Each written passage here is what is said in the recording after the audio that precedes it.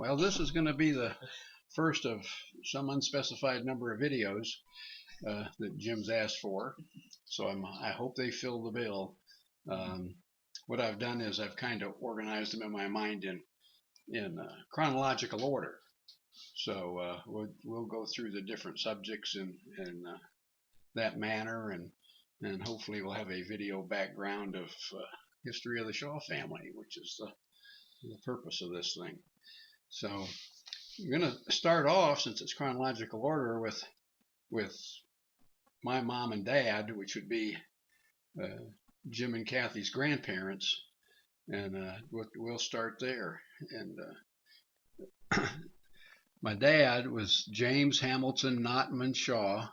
And you have to understand Scottish naming rules to figure out how he got that name, but that's his name. That's for a second-born son, which he was. He was born in January of 1907.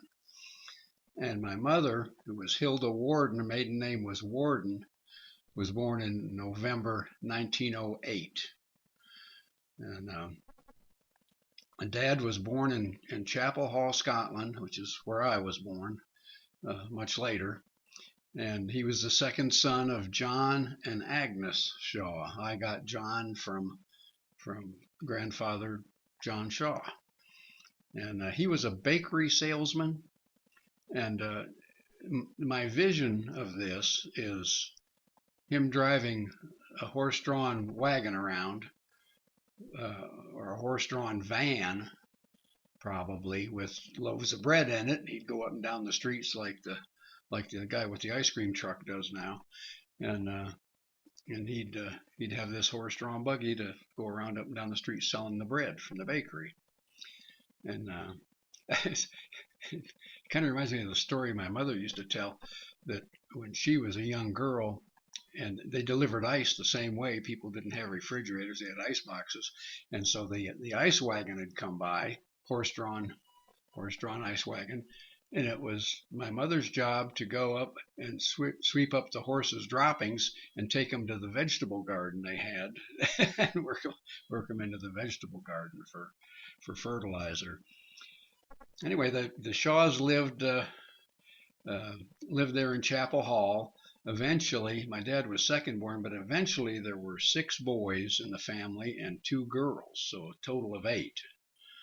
And just a few things I've picked up on said those boys were real rascals. They were a bunch of mischievous guys.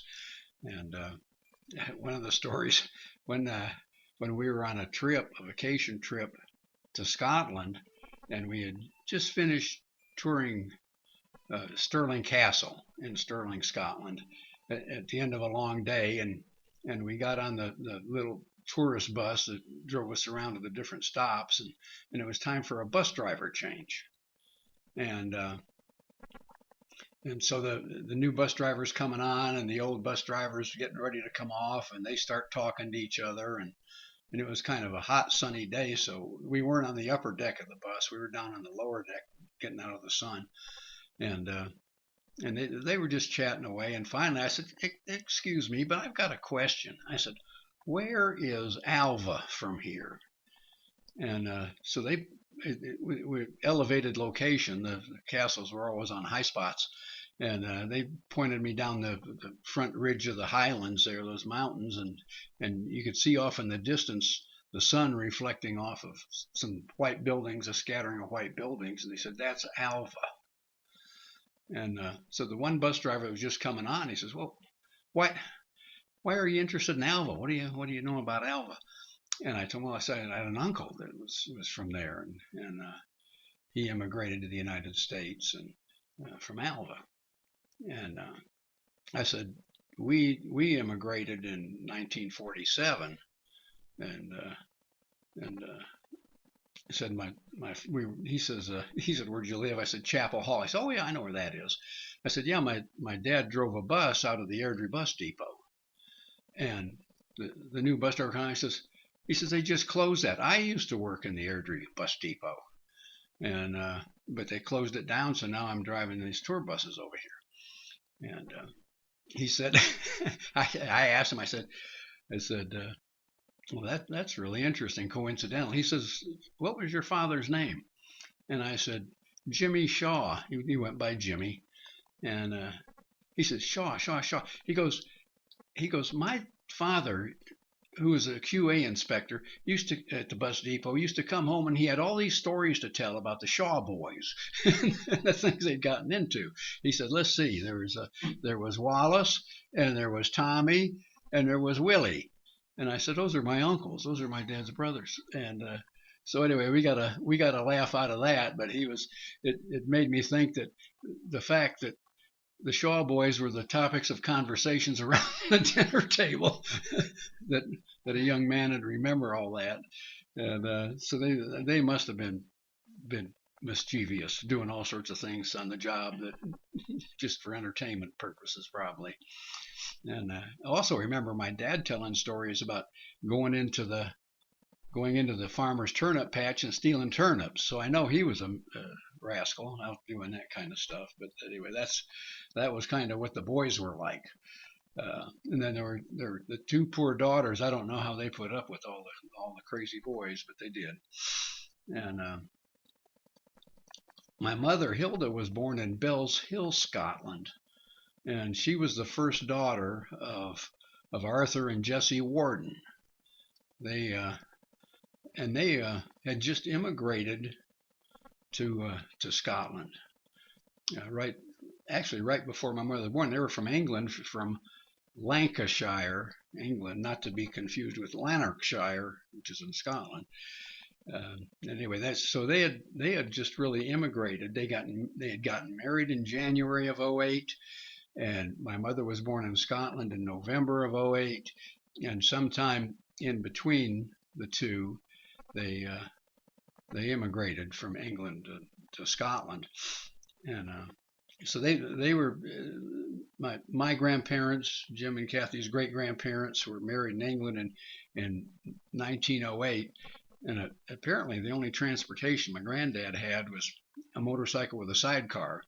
So you can just try to picture how the courtship went with with that being the transportation, and then moving from England to Scotland with a motorcycle and a sidecar.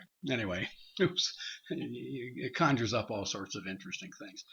They honeymooned in Stirling, Scotland, and there was probably some logic to that. Knowing my grandfather, mostly by stories and not by because I was only 6 when he passed away, but just just interesting stories about going to Scotland and that move. It came up. I've got a picture here of they honeymooned in Stirling, and this is Wallace's monument, better known as Braveheart to moviegoers. Is this in the camera? Yeah, you can bring it closer. Okay. That's fine. So they undoubtedly went here as one of the tourist spots to go up, and it's quite a hike up that mountain to get up to where it is. But it's I made the hike when we were over there, and then when I got back, my sister said, "Did you find Granddad and Grandma's initials?" And I said, "What are you talking about?" And she said, "Well, they claim to have carved their initials into Wallace's monument." So ever since then, I've wanted to go back. I don't know if I'm capable of going up that mountain anymore, but to go looking for their initials that might have survived the erosion of weather and whatnot. But anyway, this is where they went on their honeymoon, one of the stops along the way. And just knowing what I know about my grandfather, I would guess they had a honeymoon, but it was also a scouting trip to go look at what kind of availabilities for living, where can we live if we go to Scotland, uh, where would be the places that I would work. He was into metallurgy. He was a metallurgist of some type. I know he got into roll turning rolls in steel mills to reface the rolls so they would make clean depressions in the steel and that. So, and there were steel mills in that area. There was a lot of coal in that area, and so that was a good place to build steel mills because of the local source of coal. And so I'm guessing he was checking out those steel mills for job opportunities on his honeymoon. And so it's just one of those things that kind of fits all the stories I know about him. So it probably wasn't a spontaneous move to Scotland at all. Knowing my grandfather, and what I've learned about him is it was well planned, and he'd probably made several trips back and forth up there before they actually even got married, and then finally moved to Scotland, and he would have work waiting on him. So that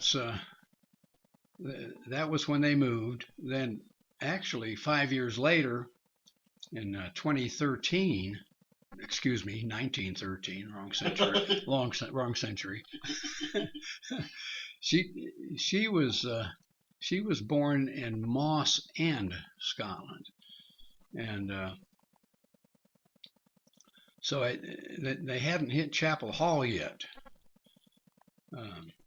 But they are in Scotland. He's working. He's happy. Fewer strikes in Scotland. He got frustrated with the strikes in England, and that was what triggered the move. And anyway, so they're living in Scotland. They now have two daughters, 5 years apart in age. Meanwhile, the Shaws, they lived at 12 Kennelburn Drive, which was half a duplex. And I've got a picture, and I did this in a hurry, and so it's not a very good picture, but I think you get the idea. That here's the duplex right here, and the Shaws lived in the big one with the dormer in there to make room for all that gaggle of kids. And the Wardens actually moved in next door at 6 Kennelburn Drive and lived in the ranch type thing. So you can see the buildings were right next to each other. They actually touched like a duplex does. And the stories I heard was that there was only one outhouse for the whole duplex there. So I try to envision 4 adults, 6 Shaw boys, 2 Shaw girls, and 2 Warden girls all lined up at the outhouse every morning, waiting their turn to get in there. And so anyway, so that's, a long time ago, that's how my mother and father met. They were next door neighbors, and they probably talked to each other standing outside the outhouse waiting their turn. So anyway, so they and that's how they met. And I guess over the years of growing up, some kind of courtship must have been going on. As you'll understand later how it would be difficult for them to get together and get married. But that's it. I assume they moved to Chapel Hall not too long after Jesse Warden was born. My dad, he attended the Airdrie Academy through 8th grade. He only went through school to the 8th grade, and then he dropped out. And I'm not sure how he got back and forth to the academy. It's about 5 miles between Chapel Hall and Airdrie.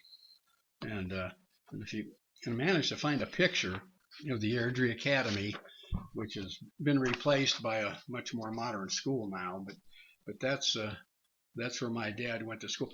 And I'm not sure, I don't know where my mother went to school. I don't know if this was a boys' school only, or if it was co-ed and my mother went there also, but my dad always talked about Airdrie Academy. So that was where he went through the 8th grade. And then after the 8th grade, he dropped out to go to work and help support the family, because it was a large family, and he was second oldest, and he got a job in the coal mines there. And he was a small man; he wasn't a big man. And the way the coal was mined over there, they were real narrow, tight tunnels that the workers had to work in, because I guess the seams of coal must have been fairly small seams to mine in. So somebody that was small in stature was really what they wanted to hire. And so he worked in the coal mines helping the family. And just in my own calculations, in 1928, he quit the mines for health reasons. And it was my sister that told me it was health reasons. It was the onset of rheumatoid arthritis, that he just couldn't deal with the coal mines anymore. And he became a bus driver at that time. And he drove a bus around south of Glasgow, around Lanarkshire, uh, for 19 years after that, until emigrating to America. My mom graduated from high school. Like I say, I'm not sure what school, and she was valedictorian in her class, very smart. Uh, I don't know what happened to me. my my sister graduated fifth in her high school class at the age of 16. I started saying my mother was graduated valedictorian in her class. I don't know how big the class was, but looking at the size of that Airdrie Academy, if that's where she was, that looked like a pretty big school for probably all the people that lived in Airdrie and all around it. So, and my sister, I said she graduated fifth in her class at the age of 16. That was in the States. So she obviously got my mother's brain cells. Your mom was very smart. And yeah, so anyway, so be it. Um, after she came out of high school, she got a job in the Chapel Hall Cooperative. And a cooperative it's actually a market or a very small grocery store that the whole town owns, and that's why they call them a cooperative. And so that's where she worked. And when we went over on our trip over there in 2005, I had to find the cooperative, and it's still there and still operating. Now she was a bookkeeper there, right? Well, I don't know what. Well, I don't think she was a bookkeeper right out of high school. Okay, I know that's what she got into. When she first got her job in the States, she was a payroll clerk. Right. So worked her way up to bookkeeper. So I'm not sure what she actually did. Probably that as small as that market was, she was doing everything, whatever was needed. That makes sense. Yeah. I would guess. So. That makes sense. All right. Then complications arose.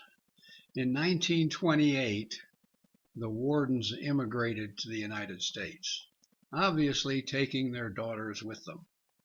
And so my dad, Jimmy, would be 21 years old. My mother, Hilda, would be 19. And it's pretty obvious that for the romance to survive separation of some probably 4,000 miles, something like that, it must have been pretty well started. It must have understood it. And so they settled in Chicago. And my grandfather got a job at Wisconsin Steel Company, which was one of many steel companies that lined the southern ends of Lake Michigan. And there were a number of them in Chicago itself. And I've got a picture of Wisconsin Steel Company, and it's an old picture, and it's in living black and white, and you can kind of see what it's like if I can hold it still enough. And what this was, it was a steel company that was actually owned by International Harvester, and it made all the steel for International Harvester equipment and trucks and all that kind of stuff. They had their own source of steel for all the products they sold, and that's where he got the job. And of course, being his metallurgy experience and working in the steel mills in Scotland, it was pretty easy for him to get on and become a roll turner. And that's my understanding. What he was actually doing here was turning those rolls and refacing them at this steel mill. I've found some evidence that my grandfather made several trips back and forth from Scotland to the States before they made this move. I don't think he was home much. In fact, I don't think he was home for maybe the birth of my Aunt Jessie. Jesse Warden. He was just he was over there scoping out the plan for a move to the States from the very beginning. And he'd go back and forth and pick up odd jobs for a while and then go back and then return and more odd jobs. And they all the jobs, all the things he was looking at were on the south side of Chicago. So they must have liked the area. And so they moved. He probably already had the job lined up before he moved. As conservative as they are, I've got to believe that's the way it worked. And so they moved there. My Aunt Jessie, she was still in school, so she would attend school somewhere in Chicago. And my mother got a job at Carson Peary Scott, which was one of the large Chicago department stores on State Street in downtown Chicago. And I believe that's where she first started working as a payroll clerk. And so here we're talking in this time frame of her working and getting settled in Chicago. And then she returned to Scotland in 1934.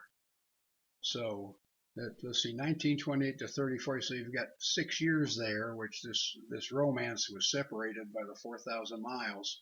Must have been a lot of letters going back and forth. That's all I can imagine. A lot of letter writing.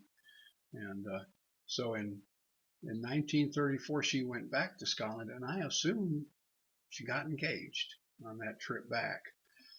And then back to Chicago again. People sailed back and forth across that ocean. It was like, taking a train ride,